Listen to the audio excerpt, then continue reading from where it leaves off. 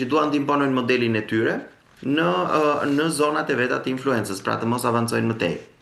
E qartë, Nikola, nga ana tjetër, çdo përshkallëzim, nëse e marrim të mirëshëm, pra mund të ketë edhe ndikim të madh në Ballkan, Ukrainë, Bielorusi edhe më gjerë. Dhe pyetja lind se çfarë pasojë strategjike mund të ketë një konfrontim ose tension i vazhdueshëm, nëse sigurisht nuk do të kemi edhe një marrëveshje.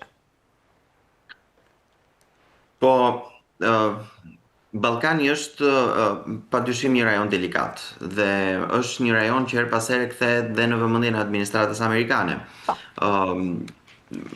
E cila herë duket sigurisht me tërhequr, herë duket sikur u lë europianëve që t'i zgjidhin, por gjithsesi është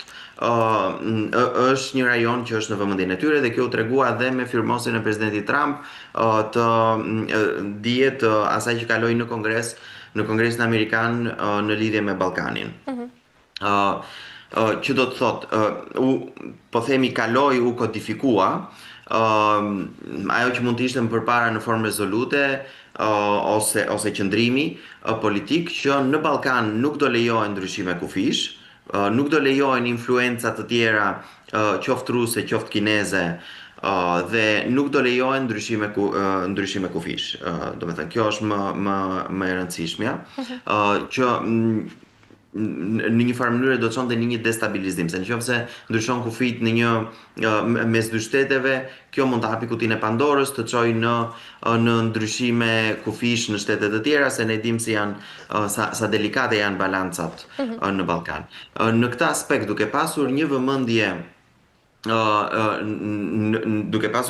të shtuar në Ballkan, kufizohen dhe avancimet që mund të kenë shtete të tjera, të cilat nuk janë në interesin ton, për shembull, nëse ato do rrisin interesat e tyre. Ndaj, në këtë aspekt, Ballkani është i qartë në këndvështrimin e atyre që marrin vendimet në Shtetet e Bashkuara në këtë rast, se si do jetë, si rajon i formësuar, si do jenë balancat aty, dhe nuk mendoj se do ketë pasoja negative për Ballkanin, ose të paktën për faktorin shqiptar në Ballkan, nga çfarëdo që mund të ndodhi në Ukrainë, në konfliktin Rusi-Ukrainë. Nikola, nga ana tjetër, presidenti i SBA Donald Trump ka promovuar edhe një boom ekonomik gjatë një fjalimi të tij, pavarësisht se ka thënë se inflacioni mbetet i lartë dhe tregui punës nga ana tjetër është dobësuar. Sa të besueshme është këtë dhe cilat do të jenë pasojat? U votua paketa, po themi, ekonomike e presidentit Trump, paketa fiskale me uljet e taksave që ai kishte premtuar gjatë fushatës, e kështu me radhë, dhe ato e marrin efektin në janar. Pra, pritet të shikojmë në 2026 se çfarë do kenë efekt gjithë këto politika të presidentit Trump tashmë të kaluara dhe në Kongres dhe të firmosura më pas nga ai. Kemi parë efektet e tarifave, të ardhura rekord janë futur në Shtetet e Bashkuara të Amerikës, deficiti tregtar ka qenë më i ulti në disa vite, deficiti buxhetor gjithashtu ka qenë më i ulti prej disa vitesh, që do të thotë vërtet shteti amerikan shpenzon më shumë se çka të ardhura duke marrë borxh, por kjo gjë ka ndodhur në një masë më të vogël në këto muaj që ka qeverisur presidenti Trump, në gati një vit që ka qeverisur Trump. Neve mund të shikojmë si kanë qenë pasojat e politikave të presidentit Trump në mandatin e parë për të pasur një ide se si do jetë viti 2026 për shembull. Dhe unë dua ta theksoj këtë sepse është provuar disa herë në shtete të ndryshme nga drejtues të ndryshëm të këtyre shteteve, qoftë në Shtetet e Bashkuara me presidentin Reagan, edhe me presidentin Bush, me presidentin Trump, apo më herët me presidentë të tjerë republikan, që kombinimi i asaj që quhet deregullim, pra uljes së barës burokratike, rregullatore tek sipërmarrjet, shoqëruar me uljen e taksave, uljen e gjithë presionit të makinerisë shtetërore drejt individit, duke i dhënë individit më shumë mundësi, më shumë liri ekonomike, më shumë liri individuale, ka çuar kombet në prosperitet. Janë ato që quhen politika të anës ofertës. Në mandatin e parë të presidentit Trump, ekonomia u rit, nëse Barack Obama e la me një rritje ekonomike 1%, në mandatin e parë të presidentit Trump arriti rritja ekonomike edhe në 3%.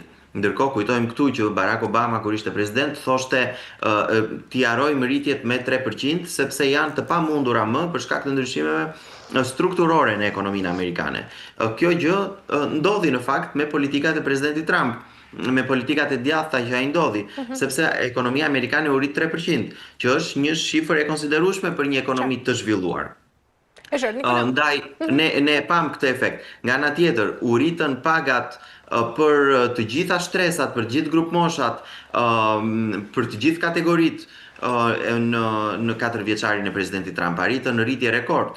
Varfëria ul në një rekord minimal prej 20 vjetësh në Shtetet e Bashkuara. Pra, i dhanë efektet dhe ekonomia ishte forcimi i ekonomisë ishte një nga rritjet më të mëdha të presidentit Trump në 4 vite.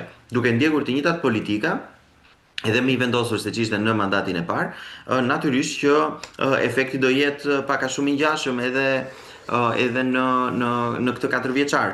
Kam përshtypjen se s'mund të jetë ndryshe. Ne kemi parë që inflacioni është ulur në Shtetet e Bashkuara, çmimi i karburantit është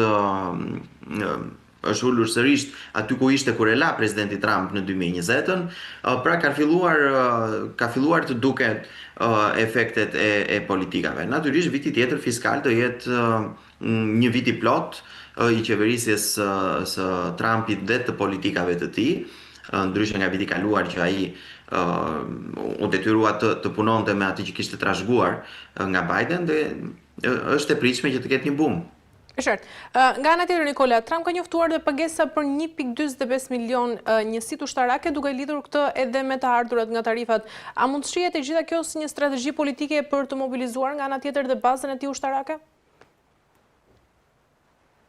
Republikanët në përgjithësi kanë një vëmendje të theksuar tek ata që sakrifikojnë ose bën jetën e tyre në rrezik për të mbrojtur Shtetet e Bashkuara të Amerikës. Është një respekt që ata kanë, një nderim për veteranët e luftës, për ushtarakët, dhe kjo është në vazhdën e kësaj gjëje. Është një shpërblim për ata që vën jetën e tyre në rrezik. Të gjithë ne duhet ta kemi në të gjithë vendet, edhe ne në vendin tonë, një respekt të veçantë për ata të cilët vën jetën e tyre në rrezik.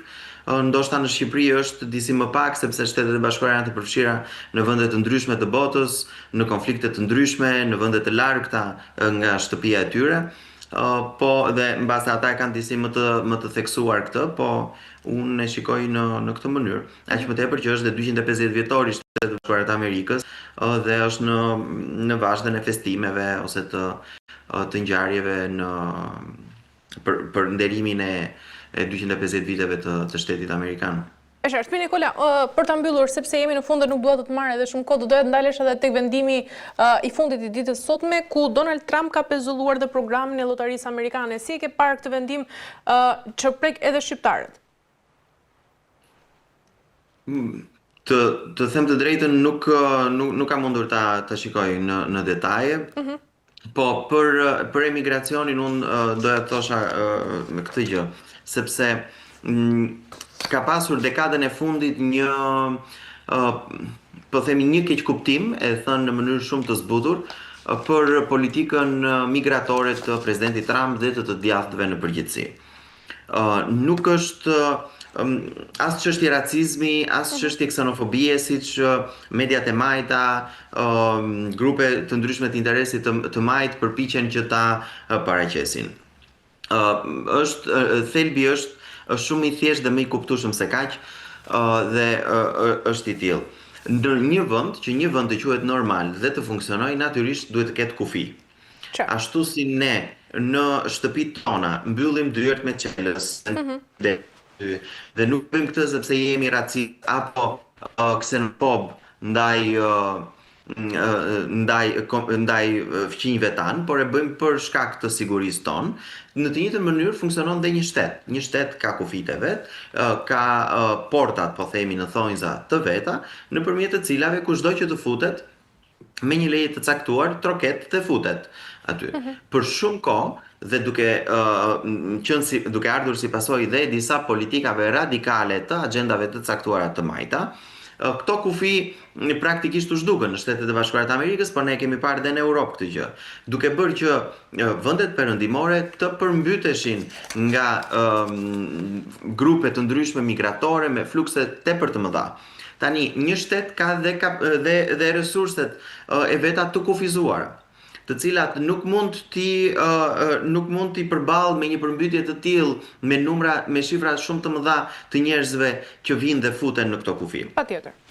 Më pas janë edhe jo vetëm çështje resurseve, ekonomisë, por edhe çështjet demografike, kulturore. Shumë janë që nuk përputhen, vinë nga kultura që nuk përputhen me kulturat perëndimore dhe aratisen nga vendet ku vinë, të cilat janë në gjendje jo të mira ekonomike, kulturore, sociale, dhe përpiqen më pas që t'i imponojnë këtyre shoqërive perëndimore që i kanë pranuar këtë kulturë ose këto modele të dështuara në vendet nga ata largohen. Dhe kjo krijon edhe konflikte sociale. Ne kemi parë se çka ndodhur me shumë që shkojnë në mënyrë ilegale dhe mund të jenë dhe pjesë siç ka ndodhur shpeshherë nga Meksika dhe e karteleve të drogës apo grupeve të tjera. Pra është edhe një rrezikshmëri sociale më pas. Janë shumë faktorë. Dhe duke parë këto faktorë se si ka ndikuar në shoqëritë perëndimore, shumë grupime, të cilat sot janë shumicë në kontinentin evropian dhe në Shtetet e Bashkuara të Amerikës, në disa raste edhe duke ardhur nga